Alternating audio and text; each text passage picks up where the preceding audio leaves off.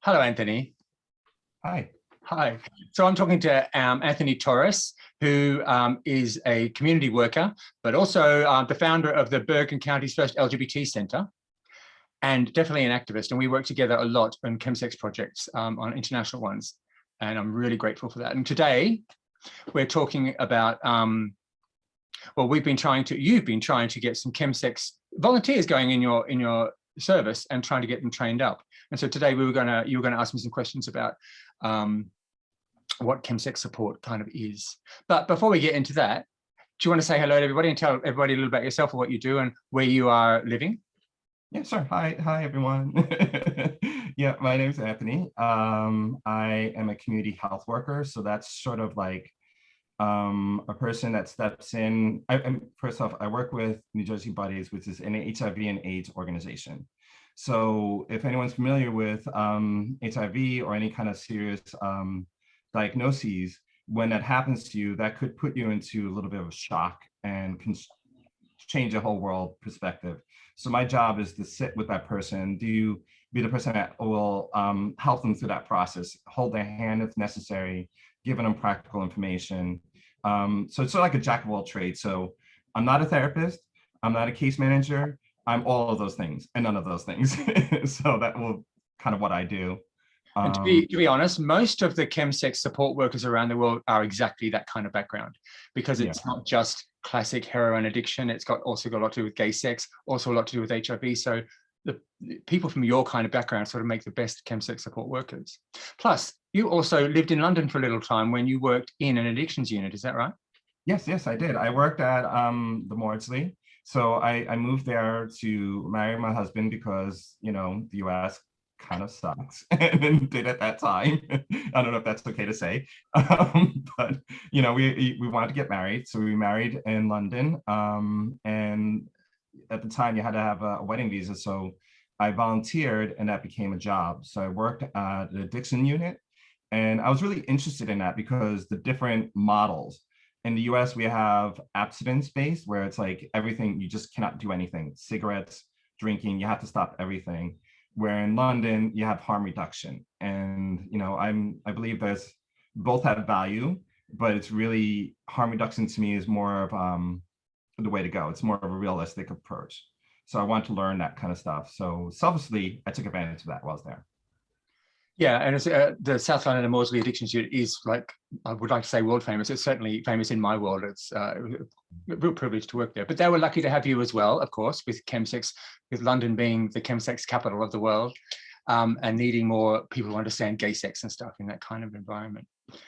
But now that you're back in New Jersey, you've been noticing some more chemsex trends happening there. And again, you mentioned a little bit a minute ago about how lots of America is very abstinence focused. So, I mean, that's very political, isn't it? I think there's a lot of money being put towards sort of, I don't know, I watched a documentary about this that kind of blew my mind. I can't remember what it was called, but it was very much, so there's an investment in, there's a political value in getting people in and out of rehabs, and not so much about how successful they are in their treatment, how much they learn or experience better health and well-being, but just get them in and get them out and get them in on a cycle. That might have been in a very extreme kind of version of the American system that I saw in this documentary. But how do you know anything about this? I mean, anecdotally, I mean, I've worked in and out of agencies. I'm not by no means like a professional, so this is just my experience. But yeah, I mean, I think that's true of most agencies. Is like, you know, you want to get money for successes. So it appears like it's being successful. So if you have someone, right, let's say, who is under duress, whether it's addiction or mental health, you know, they're out of control. They come into your center and they give them lots of drugs if it's mental health, you know, where they're just completely a zombie, or, you know, and then after 2 weeks, they're like, look, there's been no incidents, you're cured, go back to the thing, and whatever happens, that's on you. You did something wrong, but we did our part. So I see it as, so that yeah, I see it that way as well. Well, Anthony, that I've spent most of my career trying to get chemsex support happening not in those kinds of places, but happening in places where we talk about gay sex really easily. I mean, just that the HIV world and sexual health world historically is about, it's not just making people wear condoms. There's complex behavior that makes not everyone wear condoms. We have to find behavioral support and understand the complexity of gay sex and gay life, which is a very harm reduction approach. So it's not about stopping having sex. It's not about always using condoms. So it's about exploring behavior and impulses and so drug use support fits nicely into that kind of package. And I think that, again, as I sort of spend most of my time trying to help people like yourself, people from backgrounds like yourself, become chemsex support workers, where that experience of behavioral complexity in regard to HIV translates really nice to the behavioral complexity of chems and chemsex and sex and gay sex. Yeah, and also, we have to realize, everyone's familiar with the term of like institutionalized racism. Well, institutionalized homophobia, and that is just as worldwide. And we're talking about, if you know about addictions, it's a coping mechanism. And how do people cope in a world that doesn't allow you to exist, that is marginalizing you, and a lot of people are under attack. And it's like, so that has to be a part of the conversation. So you've got some people together, some volunteers who aren't necessarily all just addiction workers from heroin addiction clinics, but they are people from different backgrounds who like your service and want to volunteer to learn how to become chemsex support workers. And you and you're creating the plan, and you're resourcing me to sort of give them some training and some peer supervision, some clinical supervision and training. And I'm very happy to be doing that. And it is very much a harm reduction approach, and it's very much a gay sex aware sort of approach. And so, yeah, you wanted to ask me some questions about what makes, to introduce this whole kind of package. Yeah, I mean, I think it's important because for your viewers that are not from America, there's a real lack of understanding. So when you talk about drug workers, that term alone, maybe people won't get the right understanding. So thank you for doing this, because this is going to help us immensely, so we can be better at what we're going to do. Okay, what would you call the person who helps a person make changes around drug use and behavior? What is that job title? I mean, I would call it a drug worker, but this is something that doesn't exist. Okay. And it's not talked about, because remember, especially in the county that I live in, there's sort of like an image of everything's perfect here. We don't have those type of people here. So that language doesn't exist here. I mean, if you're in the addictions, they will have that language, but for the general population, they don't have that.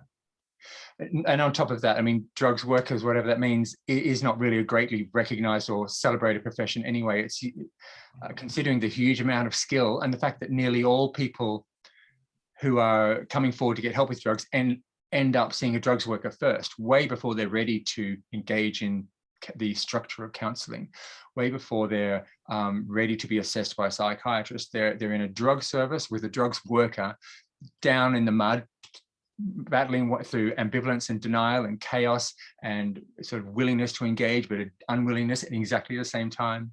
So, I mean, a drugs worker has my full respect. They get the brunt of the hardest work. And yet it's not a qualified thing. It's not something you go to learn in college. It's not something people choose to study when they're in school. It's usually a whole lot of people with a history of drug use of their own coming forward and volunteering and becoming these brilliant drugs workers, which is a very esteemed profession as far as I'm concerned, if undervalued and underpaid and not recognized. Yeah, and then that's usually where the work is done and where the real changes are made. So can I start with a question for you? Yes. So with drug workers, and you mentioned like going to therapy and those steps, can you make that clear as to what is a drug worker's job, and how is that different from going straight to a therapist? Because people here will be like, I have an addiction, let me go see a therapist. Okay. Or let me go see a counselor or a psychologist. Okay. Well, I think if anyone's been to counseling before therapy, the first thing you do is you have an assessment where a person assesses your readiness to make changes. They ask you, what do you want to change? What do you want to work towards? And you kind of have to have a good answer for that, or you're not a therapist asks you to be committed and ready to engage in a complicated psychological process. And most people at the chaotic end of drug use aren't ready for that. It's about missing appointments, not missing appointments, changing my mind. Most people who sit in front, I'm answering this the long way around. There's something that happens in therapy where you form a relationship with the therapist. That takes time, trust. And when that is really going well and you're disclosing and being very vulnerable with that person, you have a moment of realization where you kind of have this ouch moment. It's like, oh, I see my role in this.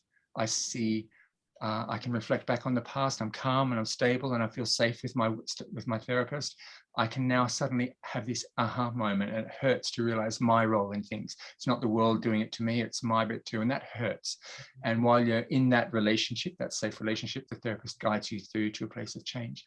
Now that aha moment can't happen at all. It actually can't psychologically happen if your neurochemistry is in a state of flux from having done drugs in the last week or two, or we might feel like we're managing our drugs and we're normal, but there's a level of defensiveness, coping, that's happening when you're in a cycle of current drug use, especially things like crystal meth and G and methadone. So particularly in those drugs, it's really hard to engage in that therapeutic process. So if you were sitting in front of me, Anthony, and somebody said, and you said, I'm using drugs, I need to make a change, I'm not sure how to go, help me. And if I sent you to a therapist, because there's a whole lot of underlying issues to work toward, something like maybe there was abuse as a child, maybe there was self-esteem issues, maybe there's body image issues, maybe there's HIV issues that you want to talk through with a therapist. But the therapist would write back to me and say, thank you, David. This person does sound like there's a lot of issues to work for, but they're currently using drugs. And that before they can engage in this complex process I'm inviting them to, they need to sit down with a drugs worker and learn how to get some stability around their drug use. Many therapists ask people to not use drugs during the course of their therapy, just so that they're more stable for that psychological process. So the drugs worker's job, to answer your question finally, your drugs worker's job is for when someone is currently using drugs, not really ready for the psychological thing. And a drugs worker does not do therapy. We don't talk about childhood sexual abuse. We're not qualified, and it's not the right space to do it. A drugs worker's job is to help someone to achieve their goals for drug use. Really to help someone explore, what do I want to change, if I want to change anything at all, and how do I make those changes happen? And so we never get distracted by this happened last week or this happened when I was a child. It's like, no, we're talking about the choice that you make in the next 7 days. In the next 7 days, you may choose to use drugs and you may not. Do you want to, do you not? And my job is to help you achieve that goal and stay very focused on that and never get distracted by the very complicated adjacent things that sort of kind of surround a person who's in a complicated cycle of use. So very much focusing on the choices you make around drugs in the week ahead. And that's momentous in itself. That's like bringing it down to that specific goal is really, people are just, I don't think they'll just overlook it and be like, oh no, but that in itself is huge. And if we can get people in that readiness, that is, to me, that's momentous.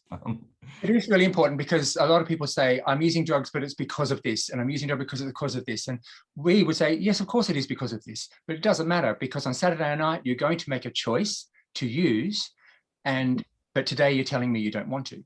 So talking about your childhood, talking about the bigger issues, talking about the boss at work and the stresses and the anxiety you live with, they're not irrelevant things, but my job is to help you, because you say you want to have 7 days without using drugs.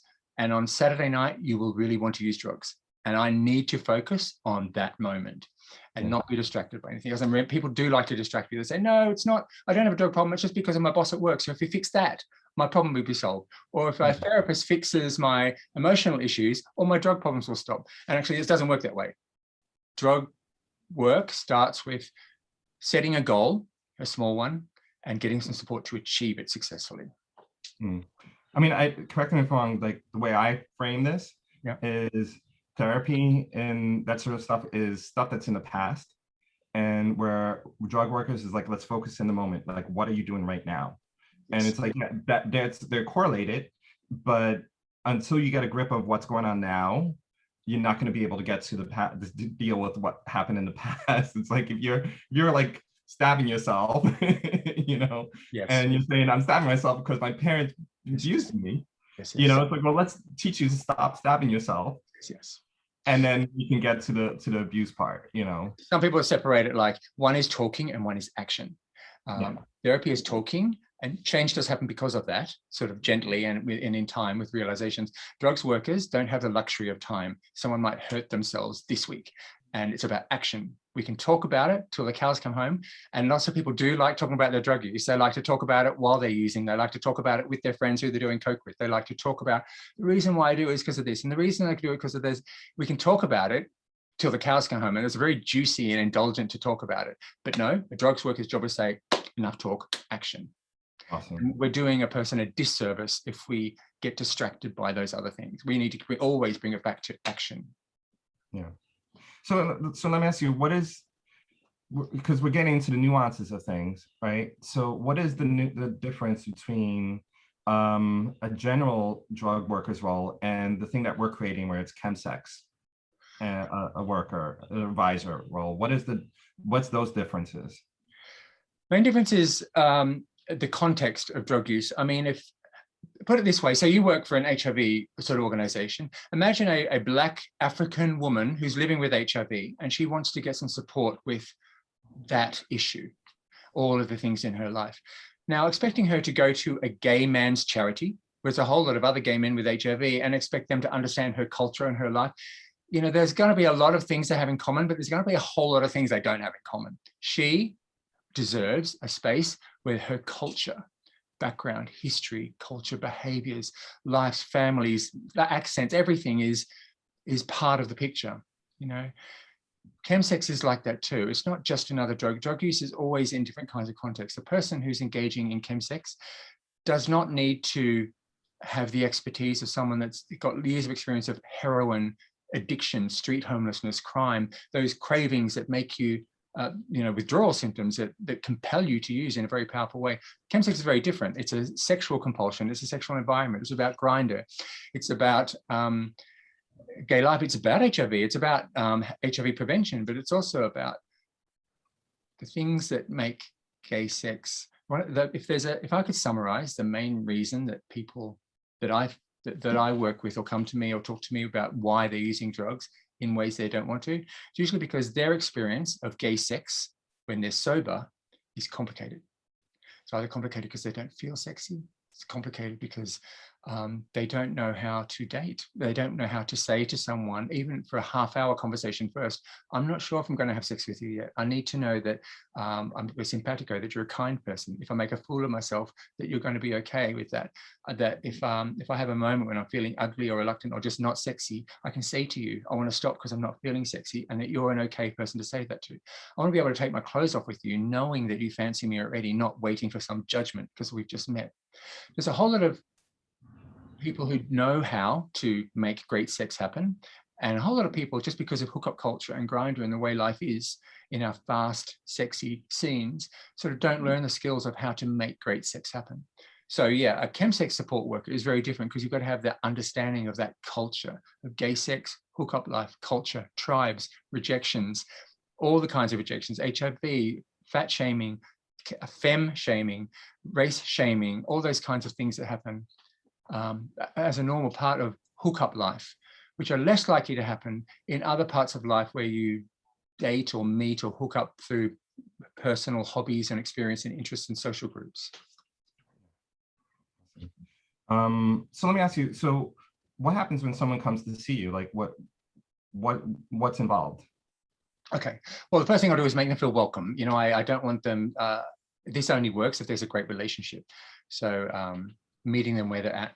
What we don't do is we don't diagnose. We don't say, call someone an addict or label them an addict or say they have an addiction problem or anything like this. We don't even tell them they've got a drug problem. We do not diagnose a person's relationship to drugs.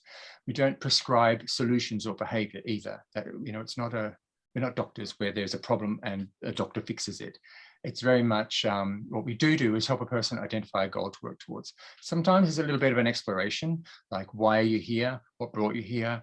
Did something go wrong this weekend? Or are you reflecting on, is it because you haven't had sober sex for a long time and you wanted to? It's lots of exploratory questions to help people figure out what do they want to change. Sometimes it's just being safer, having harm reduction information, having harm reduction equipment, but it's still a change.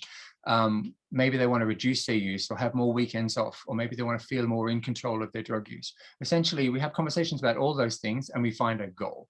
How can I help you? I can't just talk to you about it for 10 weeks. That's a therapy job. I'm a drugs worker. I can help you make changes if you want. What might they be? What would help you feel more in control of your drug use? So what we don't do is there's no magic wand. We can't magically fix things. If people feel like they're using, the most common reason a person comes forward is because they are using habitually more frequently than they want to. It might be happening every weekend or every month or more than that or less than that, but that's more than they want it to. Sometimes they feel like the choice to use drugs is more of a compulsion. Like I wanted to have a weekend off, but I did it again anyway. Again, why do I keep doing this? I don't feel in control. So it's not like this raging, addiction problem. It's usually just people who feel like their use is becoming habitual and their choice to take a break is harder than they thought it would be. So we help people to identify a goal. We know there's no magical fix. It's a behavioral issue. And a drugs worker is there for this journey moving forward as they try to achieve their goals. We've got skills that help them achieve their goals, things like craving management, being focused on your goal, being motivated to your goal. If your goal isn't important to you, it's not going to work. Sometimes people are sitting there because their mum told them to, or their boyfriend told them to, or a nurse told them to, and they're not highly motivated to make changes. They're just flirting with the idea of it. And so if a person's not motivated, then nothing's going to work. But if it's really important to them, then we help them with choosing a goal, sticking to it, no matter what happens midweek, no matter what moods or cravings or invitations or sexy moments happen in the week. It's like, I've chosen a goal for the next 7 days and I'm going to stick to it no matter what transient moments happen. Help them to do that and manage cravings to achieve their goal. And then we do that repeatedly. Achieve goal, week after week after week, until they feel more in control, like they're choosing when to do it and when they're not, rather than it just happening to them. Awesome. And so my next question is sort of like bordering on the harm reduction and the abstinence-based kind of question. So would you be asking about the history of drug use and alcohol when someone comes in? Are you going to be like, go to that kind of depth? Yes, I mean, depending, nearly always, yes. It's usually a brief thing. It's very much, drugs work is very much focused about what you're going to do in the next 7 days, what you're going to do in the next 24 hours. It's about what the choices you're going to make. But to understand a person, you do need to get a little bit of history. So we would want to ask them about other addictions that they might have had. Like if they've got a history of heavy drinking to the point where that choice is gone again and they're just drinking even when they don't want to, that kind of history, then we know, okay, so there's a history of this behavior. We might have to be more intense. So kind of assessing a person's, there's some people who have been using crystal meth every week for 10 years. And so the changes that they might want to make is going to be more challenging because they're fighting against a very ingrained habit psychologically, But yeah, we're going to ask some questions like history of about sex too, did they used to enjoy sex before they found drugs? Do they have a history of, do they know how to incorporate, to make the sex they want happen? Do they even know what the sex they want happen is? Have they got great history at maintaining relationships? If that's something they might be looking for in the chems, or if that's a challenge. So we want to have an understanding of how sex is fitted into their life, how they manage sex and confidence and sexiness and intimacy and relationships and casual sex, and how they manage all of that, because it helps us understand moving forward what changes might need to be made and how vulnerable they are about certain things. Yeah, awesome. All right, so there are obviously going to be some dangers involved. So would you be doing a risk assessment in this? Risk assessment is, I think all healthcare workers have a duty of care. So I mean, if a person from the public is putting trust in you as a healthcare advisor, then we have to respect that trust. And that part of that trust is if they go away after they've met with me, if they go away and die or experience extreme harm, I have a certain role in that. So I have to do a risk assessment to see, are you, in regard to drug use and chemsex, it might be if a person is G dependent, for instance. If a person is doing chemsex, that means they might be using GHB or GBL. And anyone who's using GHB or GBL, it might be recreational, but it might also be addicted, so physically dependent, a person using multiple times every day. And if that's the case, then withdrawal symptoms can be really awful and even potentially fatal. So I need to make sure that this person understands that they're physically addicted, and do they know what withdrawal symptoms are like, and do they know how dangerous they are, and do you know that you need to go to an emergency department if you start experiencing any of those symptoms. If someone's sitting in front of me and they are physically dependent and they don't know those things, they usually do, but if they don't, it's my job to make sure they know that kind of stuff. So a risk assessment includes, are you G dependent, and do you know how dangerous it is and what to do if something goes wrong?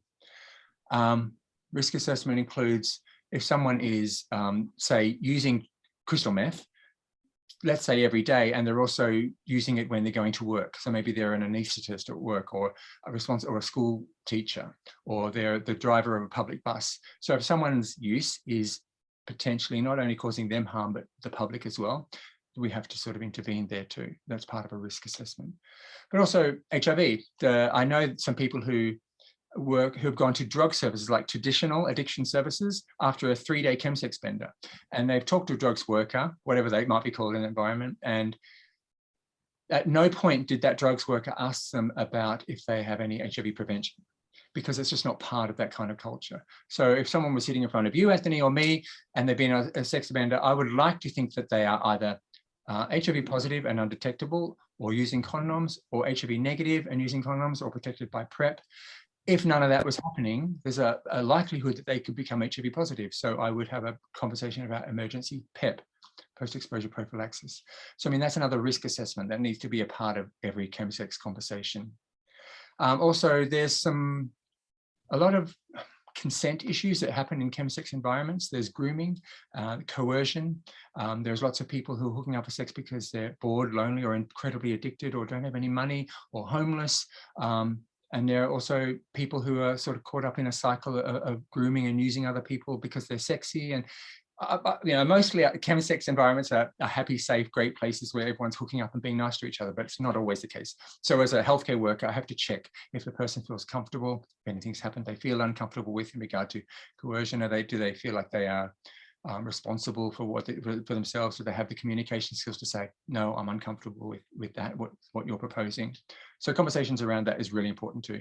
Psychosis and suicidal ideation, we have to check these things too, because one of the most common side effects of crystal meth, and about 40% of people who use crystal meth experience the psychosis, which is perceptions of persecution, feeling paranoid, sometimes even hearing voices or whispers or suggestions, and it's really frightening. But mostly it's believing that something dangerous is happening. I'm at the center of some conspiracy or complex plot that only I understand, and they're hacking into my computer or my phone, or things like that.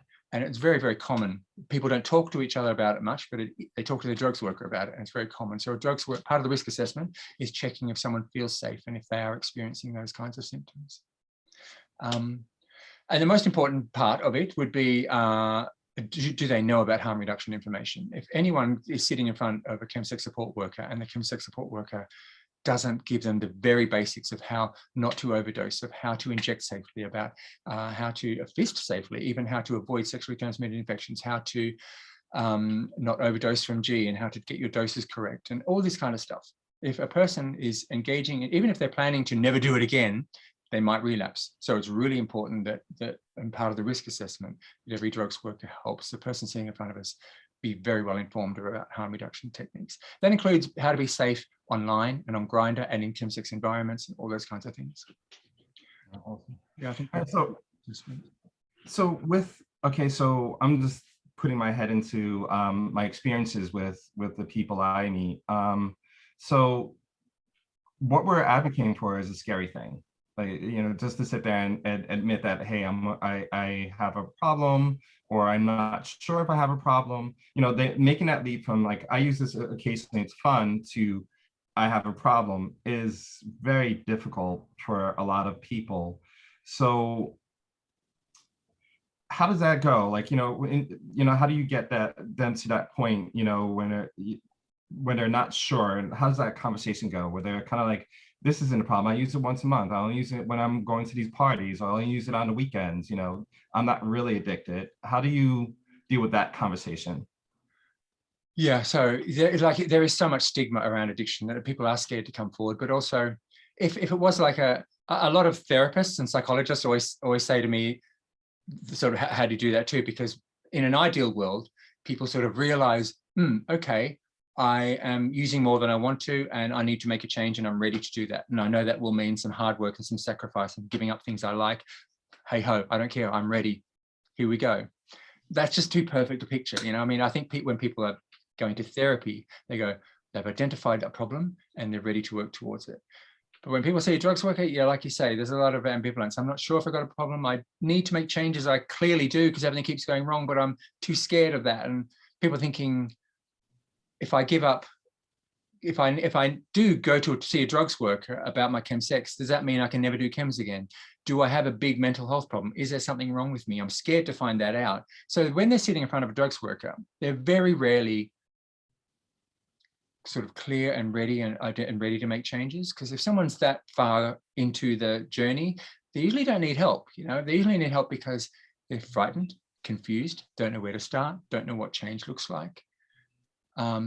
But essentially, when a person is ambivalent, not ready to make changes, not sure why they're sitting in front of you, then the chemsex advisor's job is to do reflective questions. It's exploratory questions that help people reflect on it. We've got so much denial that stops us from seeing reason sometimes. Like if I'm in a busy chemsex cycle and I haven't had sober sex in more than a year, and when I did try it a year ago, it wasn't fun. I kept thinking about, I felt really ugly, or I didn't feel sexy. I kept waiting for them to judge me. So I now know that, yeah, chemsex has given me a great time. I can really enjoy sex now. There are all these consequences like psychosis, or missing days at work, or all these, it's happening every weekend. I don't go to barbecues with my friends anymore. I keep doing this, but I don't want to address my chemsex because I know sober sex doesn't work for me, and I don't like what that looks like. I don't want to talk about it, but I do, but I don't, but I do, but I don't. And so that's the sort of state of a person that's often sitting in front of a drugs worker, which is, I don't know where I am. So reflective questions sort of really help here. It's questions like, well, what do you enjoy about chemsex? Followed by, what do you dislike about it? If it was all good, nothing to get, no problem. If it was all bad, you would just stop. But it's because it's a mixture of both. It's kind of like being in a relationship with someone, or having to break up with someone who's a nightmare, but you love them, but they're a nightmare, but you love them. It can't work, but you love them.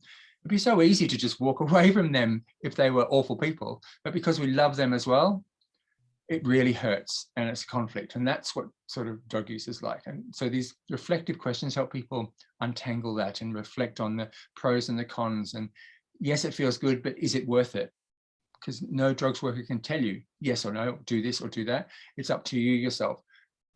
There are really good things I love about chemsex, and there's really awful things too. There's a decision to be made. There are pros and cons, and only the person can decide if it's worth the bad stuff.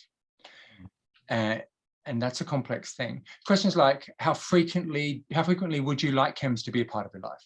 For instance, every week or every month or more or less. Do you feel that chemsex is meeting all of your needs? Is there anything missing? Like intimacy or boyfriends or barbecues with friends? How, is it meeting all of your social, physical, and emotional and sexy needs? What percentage of your chem sessions are perfect, and how many end badly? What are your come downs like? Do you feel each time that you do chems that it's a choice you're making, or does it feel like more like a habit, like a compulsion that you're not in control of? How many of your sessions are pre-planned and organized, and how many are just impromptu, like right now? And how many of those impromptu sessions ever kind of interrupt your plans for work or relationships or things like that? So just questions at this point. It doesn't have to be about making change or creating a plan. A drugs worker's job is just to reflect, to help a person with these questions, help them reflect on the role chems are playing in their life. But I have to add that that conversation, that reflecting, that questioning period, that can go on for a decade. It really can go on for 20 years. And many people who are long-term addicts, let's say, absolutely do sort of love talking about it and exploring why, and really never get around to actually taking action. So even though a drugs worker's job is to help explore these things with these reflective questions, I would really encourage any drugs workers out there to not indulge that too much, actually make it lead towards some sort of action. There are therapists, if someone just wants to explore whys or why they do things. Drugs workers' job is to help a person make action, even though every fiber of their being is avoiding making changes. Every fiber of their being is saying, oh, no, I won't want to change. I don't want to change. I'm in denial. I will not do this. The drugs worker's job is to say, I do want to motivate you to make changes, your changes, but let's find a goal. Let's just not talk about it for 10 years. Let's find a goal. Love that analogy of it being in a relationship. That really helps me, frame it. It's like that relationship that's not working for you. We've all had one. Yeah. Right. Or many of them, So let's use that analogy, and let's say the person's ready and they're like, okay, I'm done with this. Now what? Well, this is good. So when a person is ready to make changes, I mean, sometimes the drugs worker has to get them there. The joy and indulgence of talking about why I do drugs, but avoiding actually making changes.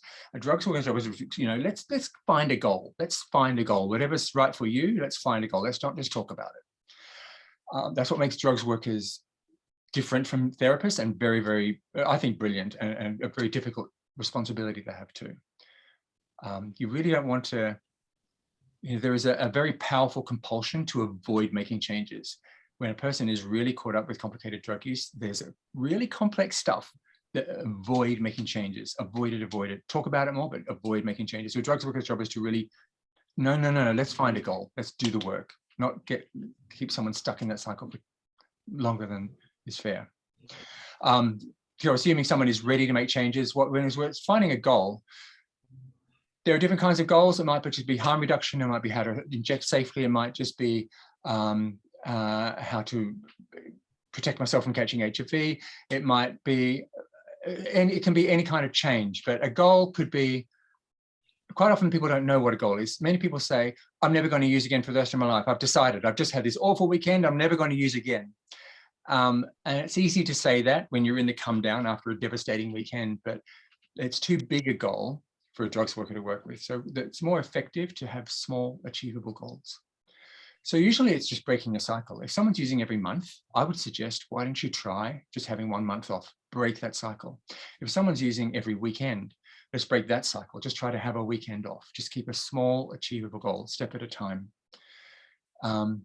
No grandiose goals. They're too big. And if someone says they're never going to use for the rest of their life, then the only way for us to successfully achieve that goal is for me to be sitting on their bedside at their deathbed. That's just impractical. We need small, achievable goals. And having like a person that achieves a goal like one weekend, and they go, oh, wow, okay, so I thought I was this raging addict and you're going to send me to an addiction clinic and I was going to have to go to a mental health unit. But actually, I just have to try and have 1 weekend off. And it's an experiment to see if that's really easy or if that's really hard. And we'll reassess that at the end of next week. But you keep on trying and you keep on trying. And if the goal is too hard, then you reduce the goal and make it smaller. Point is repeating small achievable goals, 1 weekend after another, and there will be, not failures, but people will lapse. They will not achieve their goal. And that's normal. It's not a failure. It's just part of the process. And a drugs worker's job is to just keep on going. That small achievable goal after another. It would be, so choosing a goal, whatever that might be, but then it would be, how important is this goal to you? And I would even use a scale like 0 to 10. How important is it to you? Because some people, it's just not that important. They're just there because they're curious or they just want to talk about it. They're not ready to make changes. Some people are there because their mum told them to, or their nurse or their boyfriend. But if it's important to you, then I need to know. And I'm going to reflect that back to you. I'm going to phone you. I'm going to remind you all through the week. And no matter how many successes or failures I have in regard to your goal, I'm going to keep reminding you that it's important to you, because there's going to be a moment late on Saturday night when you're lonely and horny and bored, when it's not going to be that important to you. And it's my job is to help you manage that moment, because I know what you want here on Tuesday afternoon when you're sitting with me, but it doesn't matter what you talked about with your therapist. It doesn't matter what you talk about with me. It doesn't matter what academic understanding or intellectual understanding you have of addiction and choice. There'll be a moment on Saturday night, or whenever your moment is, when you're in an emotional state. You're not thinking about tomorrow. You're thinking me, now, what do I need? And it's a very powerful urge, compulsion, craving. And you will forget everything that you've spoken about with your drugs work, and you'll forget everything you've spoken about with your therapist. You'll forget everything that you got planned for next week. So how do you manage that craving? And that's the bulk of what a drugs worker does with someone who's identified a goal, is teach them how to manage those cravings, how to anticipate them. Like, I know my craving will happen on Saturday night at that moment. I know it will happen after I've had 3 drinks. I know it will happen if I'm playing on Grindr. I know it will happen if I have a fight with my boyfriend.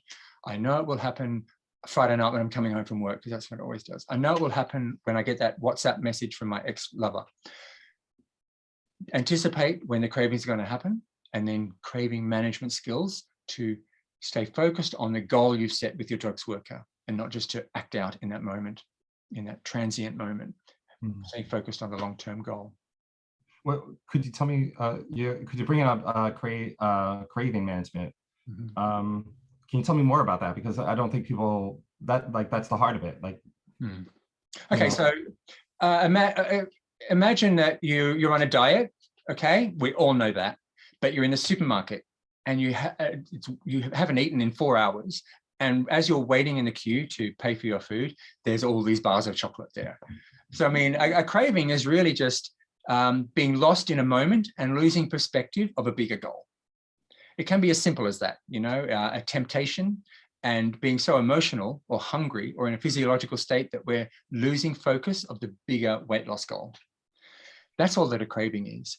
They can be more powerful with drugs because drugs work on a part of our brain, which is about dopamine and adrenaline. It's the instinct part of our brain, it's central nervous system. The reason that pleasure-seeking behavior is not just self-indulgence. Pleasure-seeking behavior keeps our species from extinction.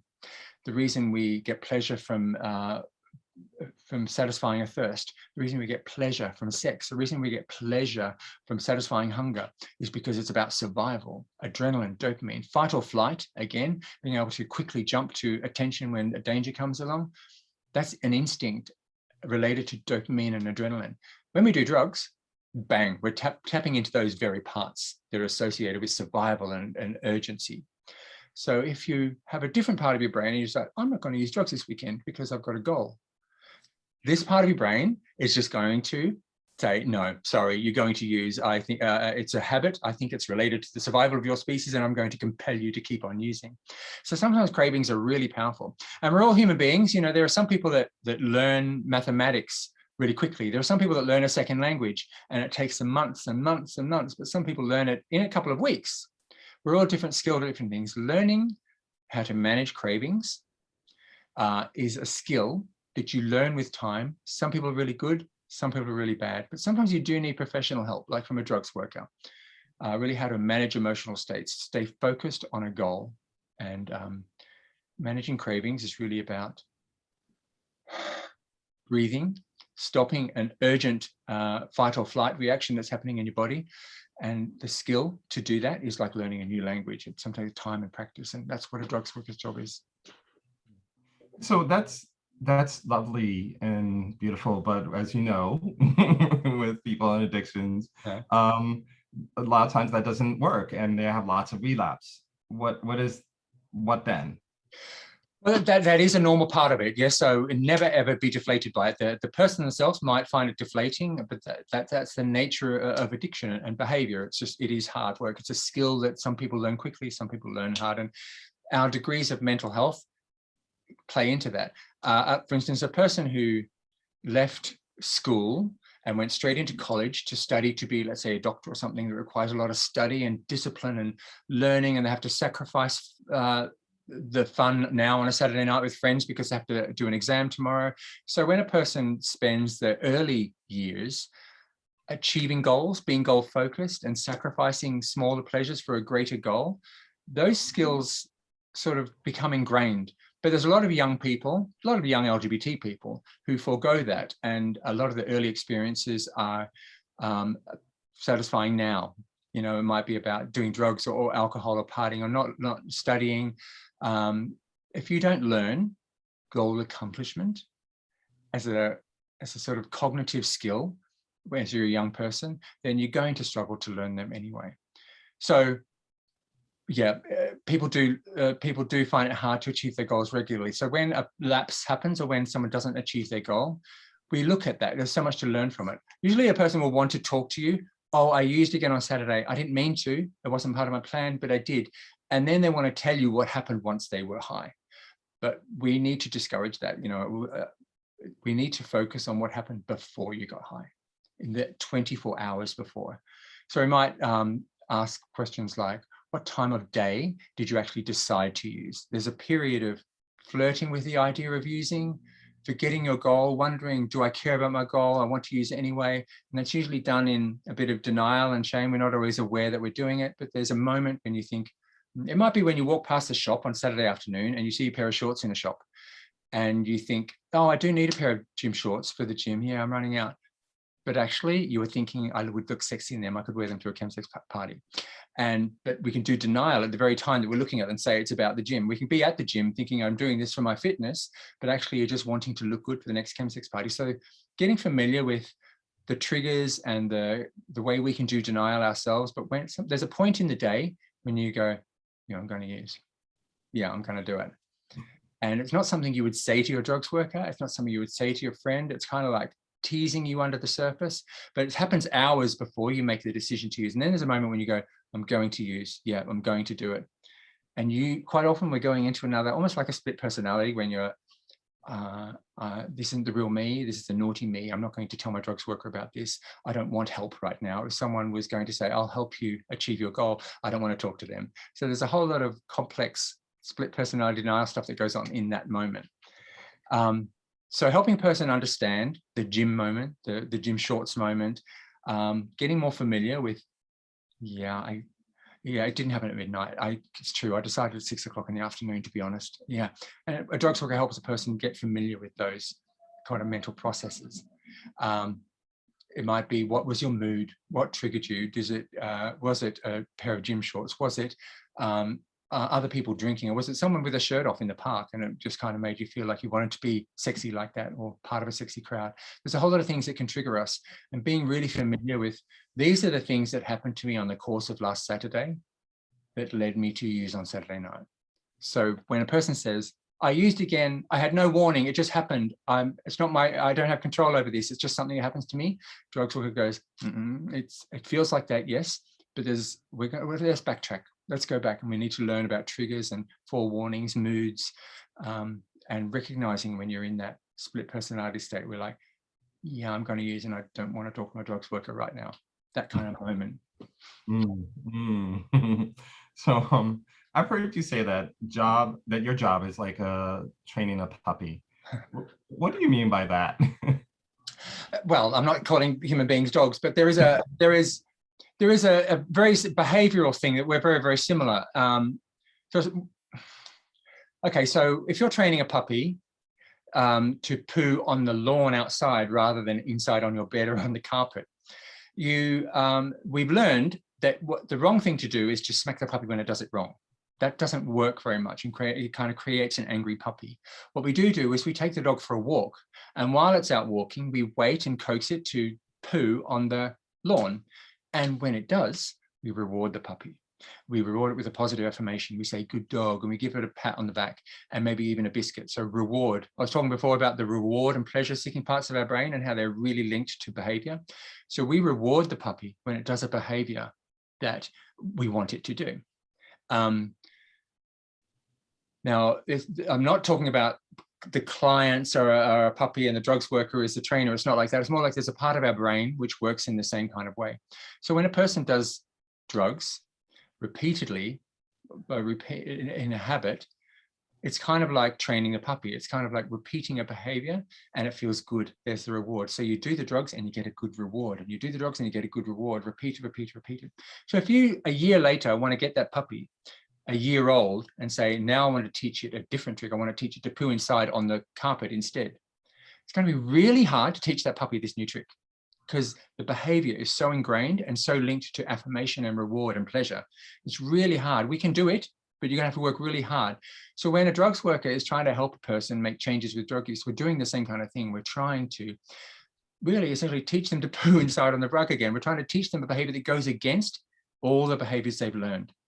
And that's why it's a bit like puppy training, because it's not, people do kind of get worried that I feel like I'm losing control with drugs. Does that mean there's something wrong with me? Am I an addict? Do I have a mental health problem? But no, it's just because, like with puppy training, you've repeated a behavior so frequently that's so potently related to pleasure and important survival mechanisms that it's become an ingrained behavior. So drugs workers' job is to just set new behaviors. It's kind of a difficult job. It's teaching them against the grain, something that goes against all the behaviors that they've been doing. But through repetition and discipline and repetition and discipline, we can teach, that puppy part of the brain to a new behavior. And that's why it's a bit like puppy training. And I like using the word puppy training because it's not, I don't want people to think of this awful big addiction, mental health issue where they have to get sent away to a rehab. Behavior, whether it's chocolate in the supermarket or trying to get your exercise and go to the gym, or just trying to make changes around drugs, it's not some great big awful mental health issue. You just need a professional, you need a good drugs worker to help you do that puppy training and learn some new behaviors. It's not scary. Find the right person, and you can achieve your goals.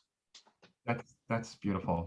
I love that. I love that analogy. I mean, as you explained to me, I can see my brain changing my understanding of things.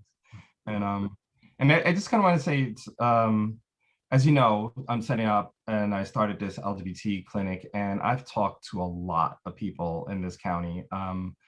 And in doing so, I'm just like so shocked how ingrained in the gay identified community that chemsex is going on just here in our backyard. And it's like a part of me like believed or agreed with that doesn't happen here. Right. And I told you how we did that Grindr profile here, and all I put was a name, no picture, and I like no qualifying identifiers. I just put captain with a capital T, everything lowercase. Fabulous. And within moments I was getting from people very close to me, all wanted to do party and play, all I wanted to do slam, all I wanted to do this. And in talking to younger people that I know that are just starting the scene and being out, and how much of their world is just inundated with crystal meth use. So I mean, this is a real problem, and it really, really scares me. And then talking to people that should have that infrastructure and their lack of understanding, I mean, I can't tell you how vital what you're doing here is, to have people that are capable and to understand the nuances and to be able to talk about this. It's so needed in this area and around the world, obviously. But selfishly, I'm focusing on my area. So thank you. And just thank you. I need to thank you too. I mean, my job as a global activist, there's no greater satisfaction than seeing someone like yourself who's identified an invisible need, which doesn't have a name, and realizing a real need. And the fact that you're sort of resourcing some volunteers and teaching them to do chemsex support work. We've spoken a lot. There are a lot of challenges in your city, I know. And I have to applaud you on the brilliant work you're doing over there. I'm looking forward to this project too. Yeah. That's awesome. Thank you. Thank you so much. Nice talking to you. Thank you so much, Anthony. You're welcome. Thank you.